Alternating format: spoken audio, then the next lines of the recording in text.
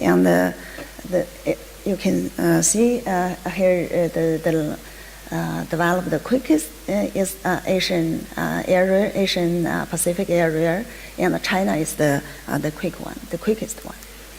And also the renewable share current is 11%. Then it will reach 15% by 2020 and 20% by 2030. It's a national plan with very strong policy support. So let's see the solar energy increased a lot here in 2015. We have 4,000 million kilowatt installed capacity. It will reach 11,000 million in 2020. This quick development will create significant environmental benefit.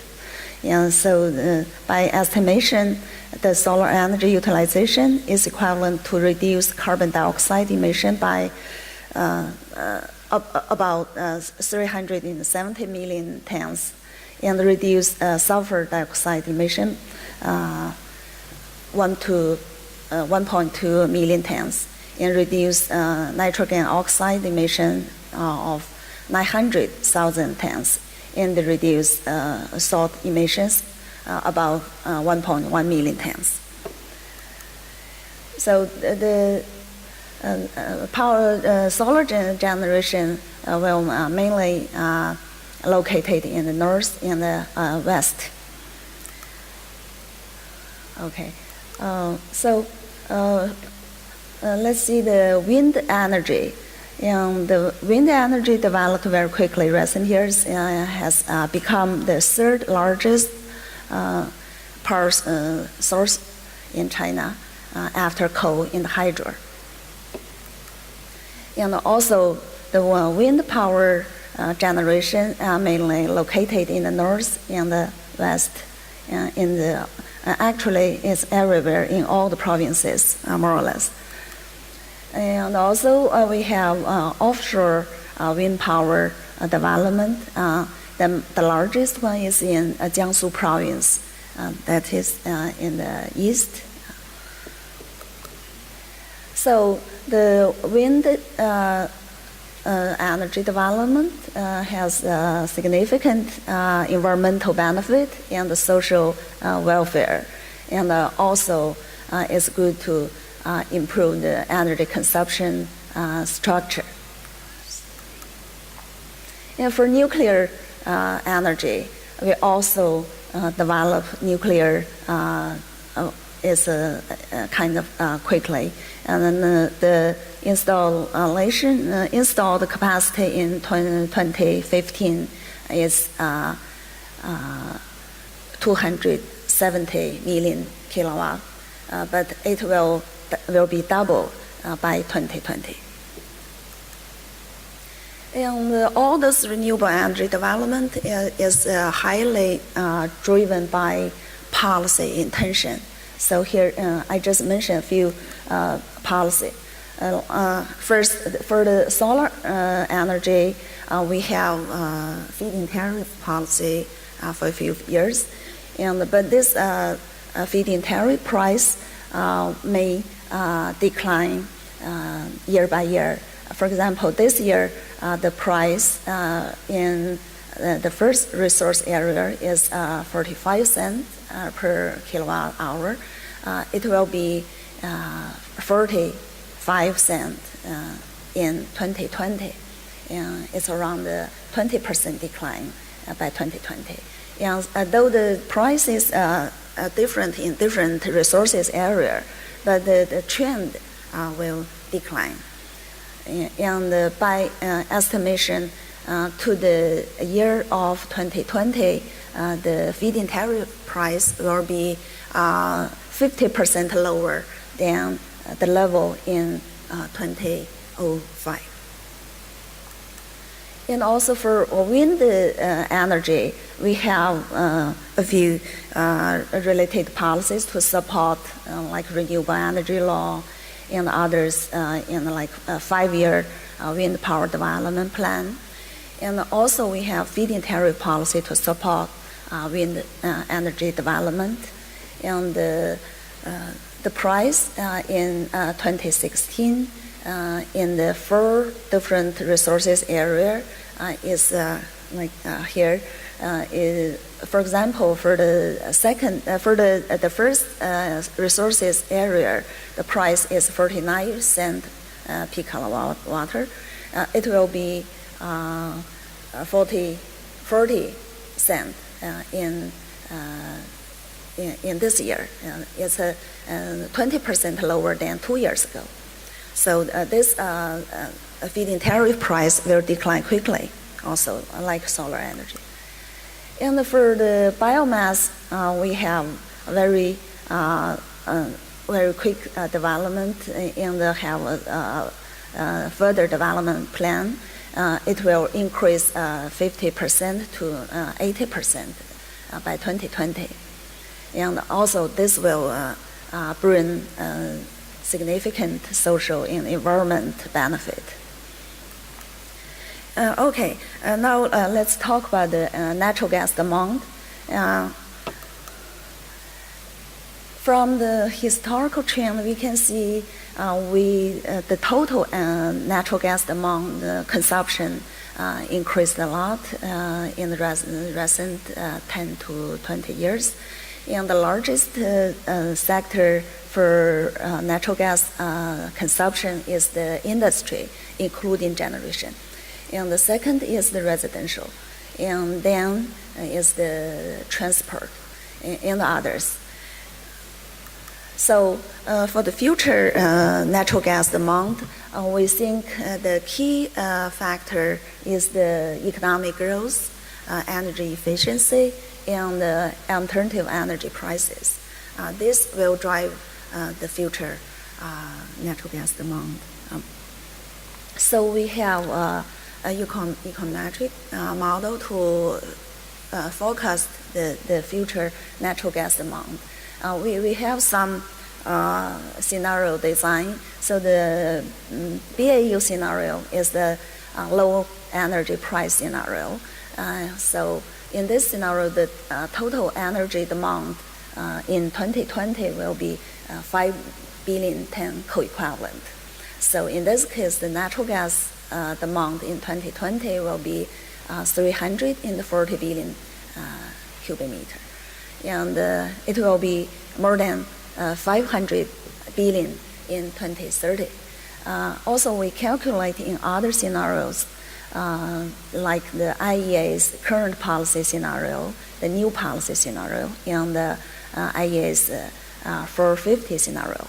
In all these scenarios, we assume China's economic growth rate and also oil price and the coal price, and this basic factors influencing natural gas demand. So you can see the natural gas demand will always be about 300 billion cubic meter in 2020, and more than 500 billion in 2030. But for the last scenario, it's a little bit lower than 500 billion. That's the forecast, mainly based on economic factors. Actually, there are other factors influencing this trend. The main factor is climate issue and environment issue. Currently in China, we have a very serious climate emission increase trend, and also we have serious local pollution, air pollution. So we have set more and more policies to mitigate emissions. And for the Paris Climate Change Summit, now China proposed INDC. So here's the major target, and we are going to achieve the peak of carbon dioxide emission around 2030 and making best efforts to peak earlier. and to lower carbon dioxide emissions per unit of GDP by 60% to 65% from the 2005 level, and also to increase the share of non-fossil fuels in primary energy consumption to around 20%, and to increase the forest stock volume by around 4.5 billion cubic meter. So here's the main point in INDC. And also we have specific policy instruments. For example, for the national level, we have emission trading scheme plan. We already have 7 emission trading pilots. They are successfully piloted in the last few years. And now the national emission trading scheme is under design, will be in practice. And also we have sector target. For example, for electricity sector, we have a non-fossil capacity target. And for energy-intensive industries, we have energy efficiency target for each sector. And also, we have regional projects, many. For example, the one in Beijing, Tianjin, Hebei region, we have a coal to gas project. We change all the coal consumption to gas consumption and close all the coal generation, and move these plants to other low populated area. So under this strong policy support, the natural gas demand can be a little more or less different. Here I just list a few from other organizations. And the National Energy Administration forecast the natural gas will be 360 billion in 2020. And also the China Energy Research Association forecast that the demand will be 290 in 2020 and 480 billion in 2030. And the oil company Sinopec forecasted that the natural gas demand in 2020 will be 280 billion kilometer under the baseline scenario, and can be 320 billion under the policy promotion scenario. So the natural gas demand in 2020 forecast can be between 290 to 360 billion cubic meter. How about the natural gas supply? Here's some supply estimation. Here we have data from EIA, IEA, in China's energy development plan, and the volume is you can compare to IEA and the EIA's forecast. Actually, the China's plan is much larger than their forecast. The production prediction in 2020 is 245 billion, and also it's 300 billion in 2030. So this production plan is much larger than the forecast outside. Here's the comparison among China's plan and the EIA and IEA's forecast. It's clearly show it's much larger. And also we have more and more natural gas import.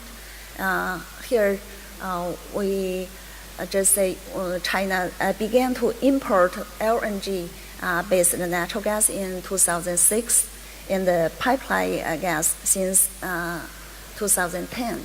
And the trading volume of imported gas has increased quickly. In 2015, China imported 33.6 billion of natural gas by pipeline and 26.8 billion from LNG.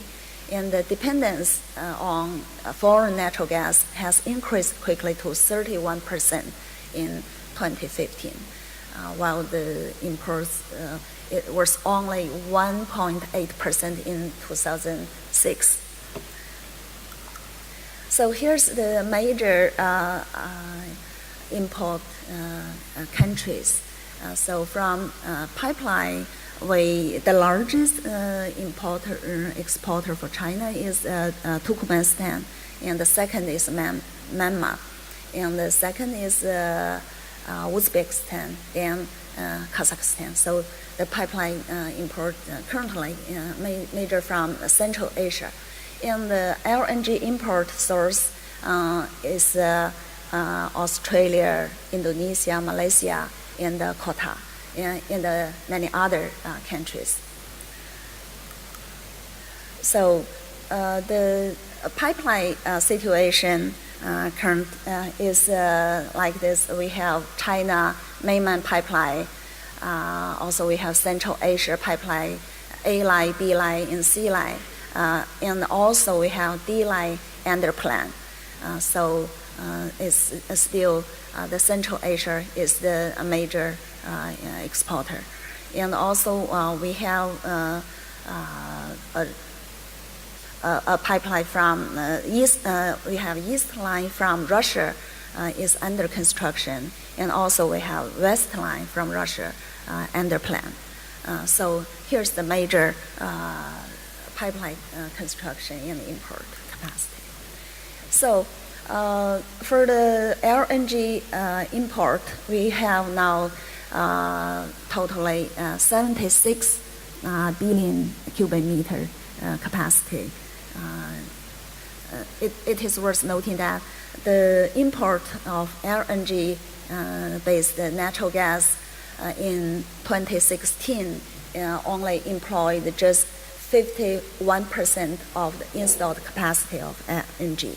So basically we say we have four major import resources. One is Central Asia. The second is the pipeline from Myanmar. And the third is from Russia, including East and West pipeline plan.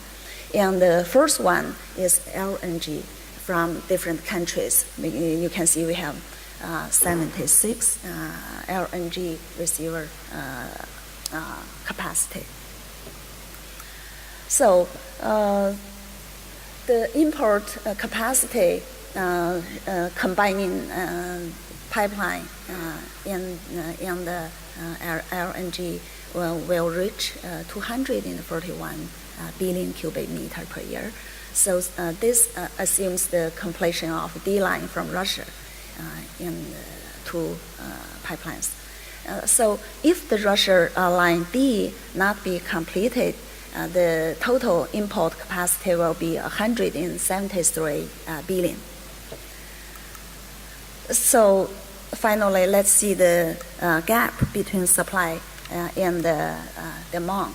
So combined with the domestic natural gas supply and demand capacity, we found that natural gas supply situation is more optimistic in the future, at least in the near future. So in BAU demand, the production in the gap between supply and the demand in 2020 is 95 billion, which can be fully satisfied by pipeline natural gas. Even in 2030, the gap is only 228 billion, which can be mainly supplemented by pipeline gas and a small amount of LNG import, assuming on-plan the pipeline development is completed. So under this situation, China's dependence on foreign natural gas will decrease to 28% in 2020, a little bit lower than the current, maybe just keep the current level, and will increase significantly to 43% in 2030 in BAU scenario. So come to the conclusion. And first, I should say there are opportunities, significant of natural gas development, because natural gas is playing an increasing role in China's energy future. So the government, China's National Energy Administration, just published a white paper called China's Natural Gas Development Report, which is the first white paper on the natural gas. The report provides a number of outlook for the future of natural gas development. For example, in 2020, the proportion of natural gas in the primary energy consumption will reach 10%. And the gas accessibility ratio of urban residents should reach 50% to 55%. And the gasification vehicle reach 10 million. So obviously, government policies are promoting the ordinary development of natural gas. And China's natural gas development is facing great opportunities. Yeah, here's the last slide. And so here's the conclusion. Aiming environmental target based on natural gas resources potential, China's natural gas demand will continue the quick increase trend. And though the natural gas demand will continue to increase for 10 to 15 years, the gap can be easily supplemented by current in the planned pipeline, plus some from LNG. And along with a large-scale renewable energy development with strong policy support, renewable energy cost will decrease to a competitive level, which may drive natural gas demand down. However, the subsidy for renewable is also declining, so the impact on natural gas in short term is positive. And also a critical factor influencing natural gas demand is price. Now, natural gas pricing system is under reform, but still there are some uncertainties. So that's the future of China's natural gas forecast. That's all. Thank you. Thank you so much.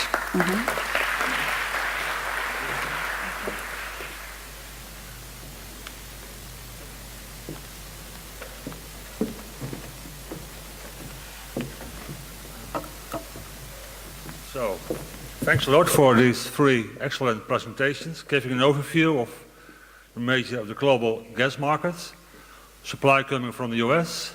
We have discussed infrastructure constraints in Europe, and finally the demand increase in China. Now we're having about 5 to 10 minutes for a Q&A, so please, any questions? And we are using our box.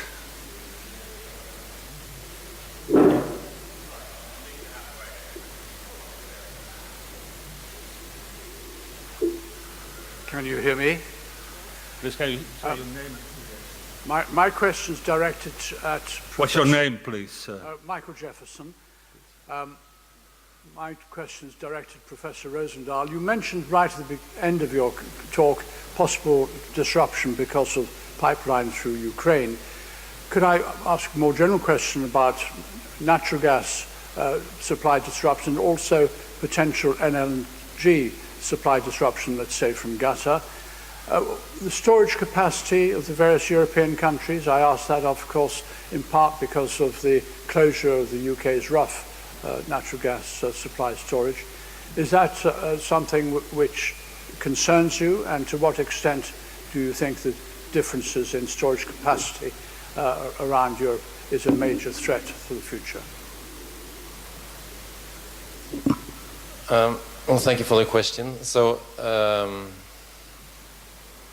storage capacity is not a thing that I know very much about. I know a little bit about the figures, but I guess that's more of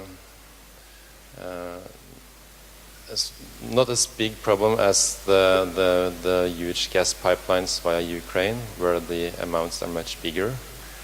But of course they can create problems in the near parts of the storages. But this is not really my competence, I'm sorry. Maybe...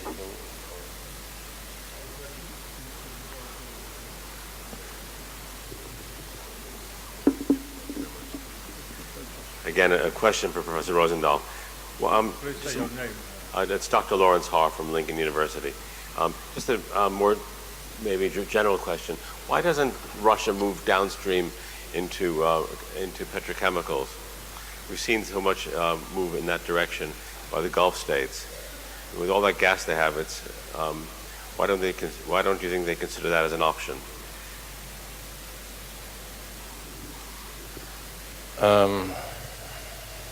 Again, I'm sorry. So you mean using more of their gas for petrochemicals instead of Correct. Exporting it, or in addition to exporting it? Either way, really. Yeah. Well, again, I'm not very much into the petrochemical industry, so I don't know much about that part. I'm sorry. But I guess it seems like a good option to complement the export to Europe. And maybe then just one related question. We've seen the recent controversy with regard to different pricing across Europe by Gazprom. Poland was quite exercised recently. And there was I think there was some action by Brussels in that regard, although nothing retrospectively.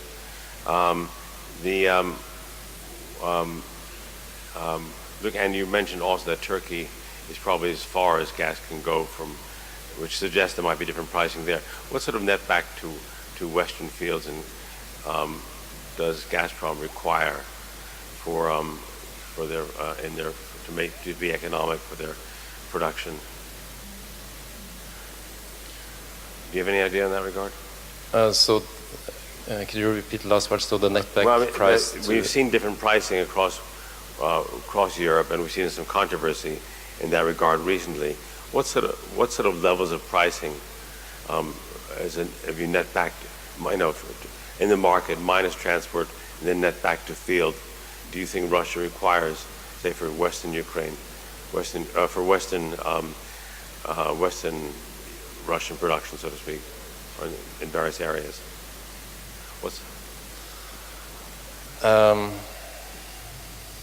I think that's a difficult question for me to answer. Sorry. Yeah. Maybe there are other people.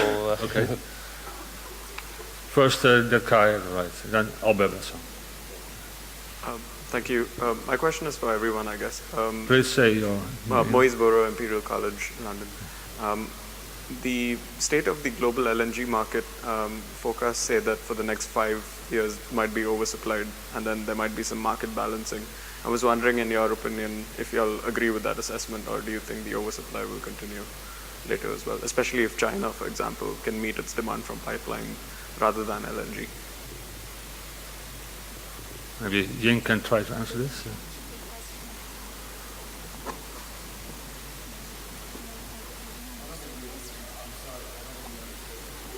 Could you briefly summarize what was your question precisely? Very brief. The LNG markets, so the global LNG markets are projected to remain oversupplied for the next few years because of all of the projects that are coming online in Australia and other countries, for example. You're asking whether this is true, that it will be oversupplied. So this is what the projections say. Okay, and your question is?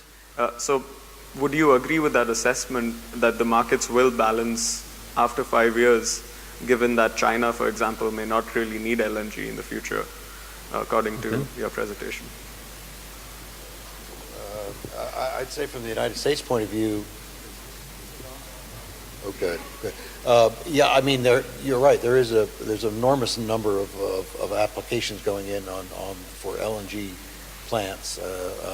So some people may be discouraged, but other people will wait around for the markets to kind of to readjust. So I believe enough, I guess, even in a market that's pretty imperfect like LNG markets, that there will be a balancing of demand and supply. But I wouldn't say I wouldn't put a point estimate as to what year I would expect that to happen.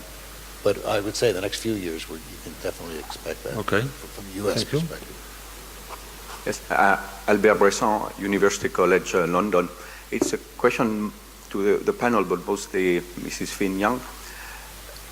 There are a lot of talks in Europe about gas being a stranded asset, And there are also talks about, greening the gas through hydrogen or biomethane.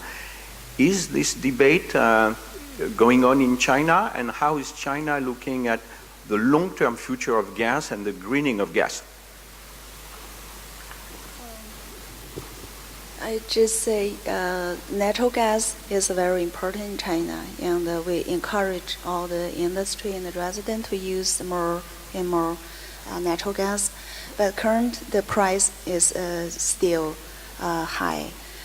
So now we have different contract design for different for old contract and new contract. The price is currently different, but now we are trying to combine this the price system. So in the future, the pricing system will be better. So in this, so the demand in the future will highly depend on the alternative energy price, I think. So, but nevertheless, I'm positive for the future natural gas. Okay, thanks. Another question? Honorata Łukaszewska, Warsaw School of Economics. I have two questions. So the first to Professor Huntington. Well, actually, a few years back, we've seen lots of papers saying that the shale gas will be revolution in terms of the chemical industry, but from what we've seen in your presentation, that actually did not happen. So I would look for your opinion. What was the reason behind it? And the other question to Director Fan.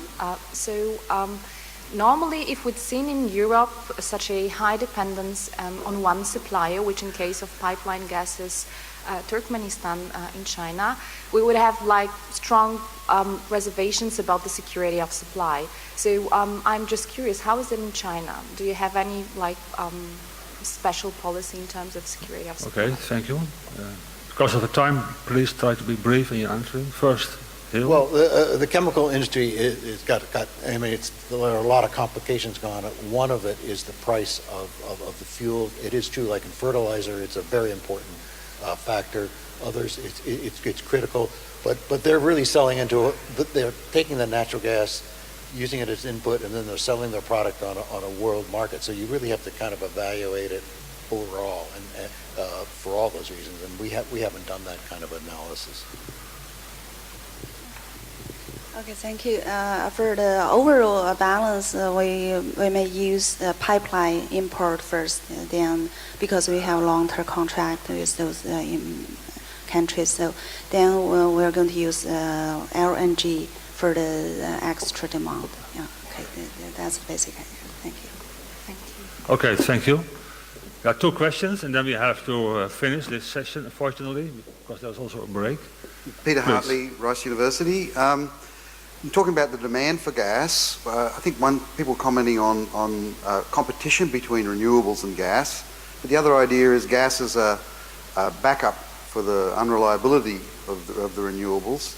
Two things on that. One is just that as you increase renewables, you want to use gas for backup, but the other one is maybe you use more open cycle turbines rather than combined cycle, which means the gas is used less efficiently, which may actually increase the demand for gas for the same electricity production. So I was wondering, that didn't really figure in your discussion of the competition between renewables and gas. And for Yingfan on the demand side, the big increase in LNG imports, I think this last year in China, was mainly for space heating. Or a lot of the increase was for home heating, and that's a big factor in trying to reduce urban air pollution. So I was wondering whether the sort of conversion maybe to gas from coal for heating purposes, how important that is. Yes, currently for the electricity generation, we only use natural gas as backup. That's true. And also we have many renewable generation. I don't think there is competition between renewable and natural gas because we have many use of natural gas in industry, resident, and the transport. So because the serious pollution, we are doing all the potential to change energy mix. So. So, gas could be a good match with renewables, being more easy to switch on and off than coal power. But still, the question is if this will sort of bring enough demand for gas to these gas power plants to make sort of a really big demand for gas. So it matches good, but maybe still the demand will not be that big. Okay, thanks. There's one final question, then we have to end. Diana, please, can you? I will try.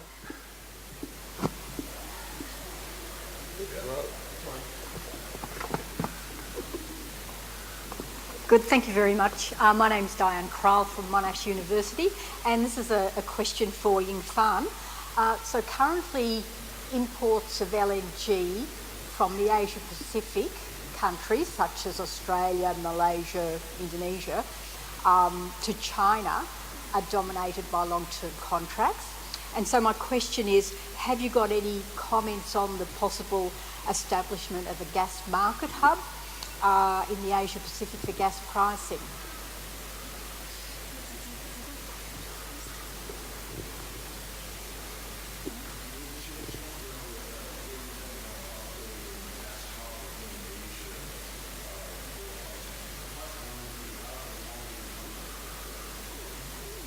Long-term from long-term contract, how to price LNG?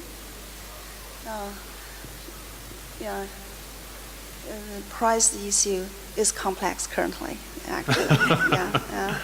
So must be based on contract, long-term contract and the new contract. I just say it's under reform. Try to make it better in the future. Thank you. Okay, thanks a lot. We have to end. Thanks a lot to the speakers again. Thanks to you for your participation and attending this session. I would like to invite you, after this break, there will be a round table, another round table, and this will be about the alternatives for fossil fuels. So if you want to continue discussing the future of gas, please go to this round table.